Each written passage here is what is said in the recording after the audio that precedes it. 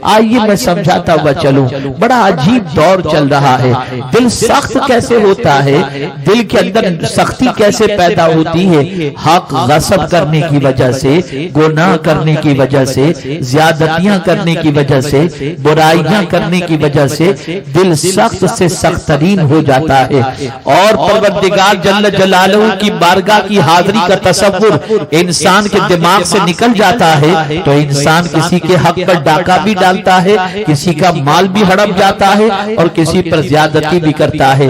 ایک واقعہ سرکار کے رونے کا پہلے سماعت فرمائیں کہ آقا کی آنکھوں میں کب آنسو آئے اور آقا کریم صلی اللہ علیہ وسلم نے کس طرح سے گریہزاری فرمائی۔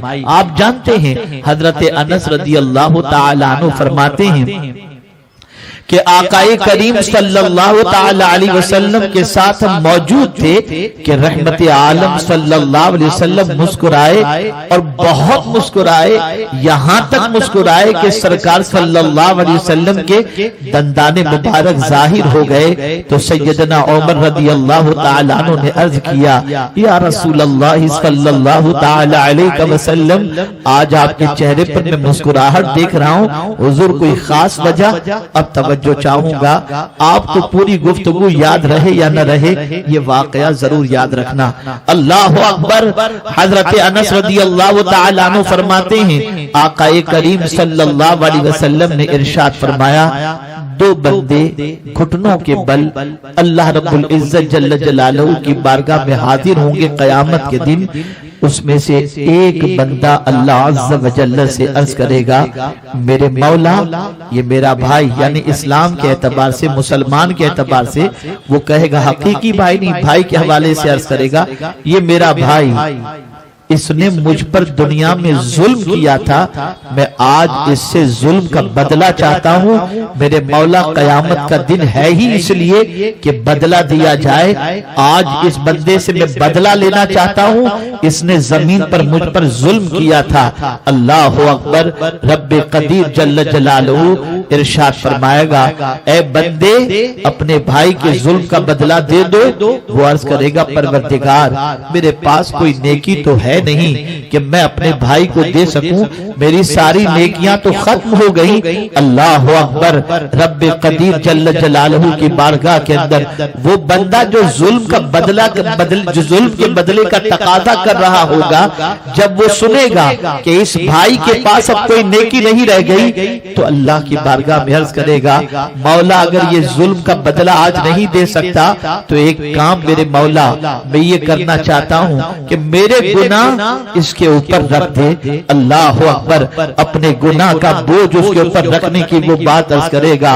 میرے پیارے آقا صلی اللہ تعالی علیہ وسلم کے پیارے دیوانوں، پیغمبر رحمت صلی اللہ تعالی علیہ وسلم یہ بات عرض کرتے ہوئے آقا کریم صلی اللہ علیہ وسلم کی آنکھوں میں آنسو آ گئے، سرکار صلی اللہ علیہ وسلم گریہزاری فرمانے لگے، گویا آنسو مصطفیٰ کے یہ بتا رہے تھے کہ قیامت کے دن انصاف کا معاملہ ہوگا اور اس دن ہر ایک دوسرے سے اپنے حق کا مطالبہ کرے گا، اور قیامت کے دن نہ کرنسی کام آئے گی نہ رشتہ داری کام آئے گی۔ قیامت کے دن تو نیکیاں جو ہوں گی ان نیکیوں کے عوض کے اندر ایک بندے کو دوسرے کی نیکیاں دے دی جائیں گی اور ایک بندے پر دوسرے کے گناہ ڈال دیے جائیں گے، حقوق کی حق تلفی کی بنیاد پر۔ اللہ اکبر۔ میرے پیارے آقا صلی اللہ تعالی علیہ وسلم کے پیارے دیوانوں، رب قدیر جل جلالہ جب اس بندے پر گناہ کا بوجھ ڈالنے کا معاملہ آئے گا تو اللہ عز و جل حق مانگنے والے بندے سے فرمائے گا، ذرا نگاہ اٹھا کر جنت کو ذرا دیکھ لے۔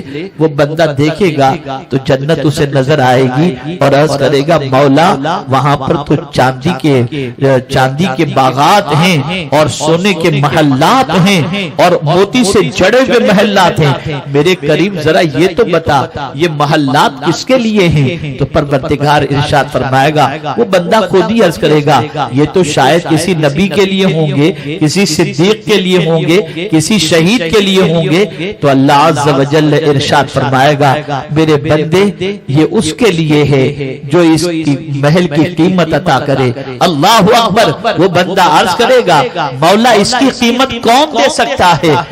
رب قدیر ارشاد فرمائے گا اس کی قیمت تو بھی دے سکتا ہے. وہ عرض کرے گا مولا میں اس کی قیمت دے سکتا ہوں. رب ارشاد فرمائے گا ہاں تو قیمت دے سکتا ہے. مولا اس کی قیمت کیا ہے؟ میرا مولا ارشاد فرمائے گا جس بندے سے تو ظلم کا بدلہ لینا چاہتا تھا اسے تو معاف کر دے، یہی تیری قیمت ہے. اللہ اکبر، یہی اس کی قیمت ہے. وہ بندہ عرض کرے گا مولا میں نے اسے معاف کیا. رب فرمائے گا اپنے بھائی کا ہاتھ پکڑ اور جنت میں لے کر کے چلا جا. آپ اندازہ لگائیں قیامت میں کوئی کسی کو چھوڑے گا نہیں، یہاں تک کہ باپ اپنے بیٹے سے بدلہ مانگے گا، بھائی اپنے بھائی سے بدلہ مانگے گا. اسی لیے آقا کریم نے آخر میں ارشاد فرمایا فاتقوا اللہ واصلحوا ذات بینکم. اللہ کے رسول ارشاد فرماتے ہیں اللہ سے ڈرو اور اپنے بھائیوں سے صلح کر لو. اللہ اکبر، قیامت کے دن پروردگار مومنوں کی صلح فرمائے گا. آپ مجھے بتائیں میرے پیارے آقا صلی اللہ علیہ وسلم کے پیارے دیوانوں، ہم نے اگر کسی پر ظلم کیا، آج ہم طاقت کے بلبوتے پر ظلم تو کر لیں اور ہم نماز پڑھ کر ظلم کر لیں، روزے رکھ کر ظلم کر لیں، حج کر کے ظلم کر لیں، زکات دے کر کے ظلم کر لیں، لیکن کل بروز قیامت اسی ظلم کا بدلہ ہمیں دینا ہوگا.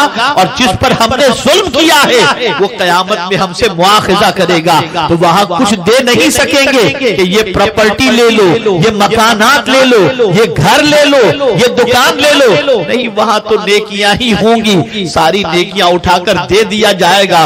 تو آپ مجھے بتائیے کہ دامن میں رہے گا کیا؟ اے رسول اعظم کے دیوانوں، آقا قیامت کے اس منظر کو سامنے لا کر کے پیغمبر رحمت کی آنکھوں میں آنسو آ گئے اور رسول گرامی وقار صلی اللہ علیہ وسلم اشک بار ہو گئے. میرے پیارے آقا صلی اللہ تعالی علیہ وسلم کے پیارے دیوانوں، آپ ذرا سوچیں اور اندازہ لگائیں. انسان طاقت کی بنیاد پر ظلم کرتا ہے، طاقت کی بنیاد پر زیادتی کرتا ہے، لیکن بھول جاتا ہے ایک دن قیامت کا ہے جہاں ہر ایک کو حاضر ہونا ہے اور رب کی بارگاہ میں جواب دینا ہے.